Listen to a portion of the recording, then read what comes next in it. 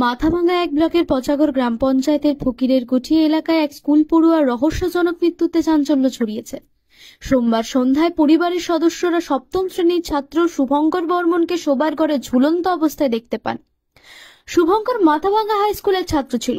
হঠাৎ কেন সে এরকম চরম সিদ্ধান্ত নিল তা নিয়ে ধোঁয়াশায় রয়েছে পরিবার।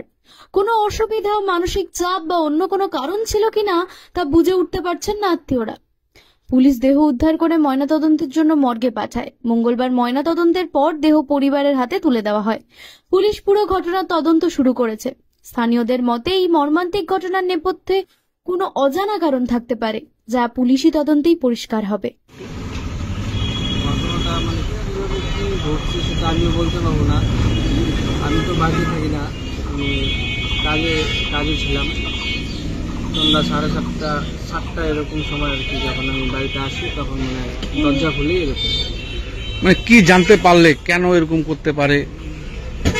এরকম মানে বাড়িতে হয়তো টুকটাক দোকান করা কিছু একটা করতে পারে। কি নিয়ে সেটাও এখন আমি সঠিকটা জানতে পারি।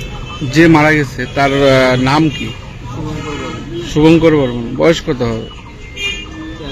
কোন ক্লাসে পড়ে? 7-এ পড়ে, মাথাভাঙ্গা হাই স্কুলে। ঘরেই, শোবার ঘরেই পাওয়া গেছে, ঝুলন্ত দেহ পাওয়া গেছে। আপনার কি হয়? আপনার কি নাম?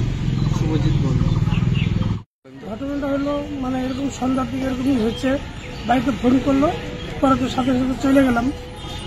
কিন্তু আমরা বাড়ির থেকে কোনো বকাবকি পারি না। কিন্তু আমার পাশের বাড়িতে একটা দাদা বাড়ি আছে, ওই দাদা বাড়িতে কি গাড়ির হাওয়া ছেড়ে দিচ্ছে কি করছে, ওরা হয়তো একটু কিছু বলছে মনে হয়। ওই বাড়ির একটা ভাইস্তা আছে, আবার আমাদের বাড়িতে আবার নিয়ে আসছে এরকম এরকম করছে। কারণ ওর জন্য কি এরকম করলো না কি কিছু করছে। আপনার কি হয়? ভাইস্তা। আপনার কি নাম? শ্যামল বর্মন।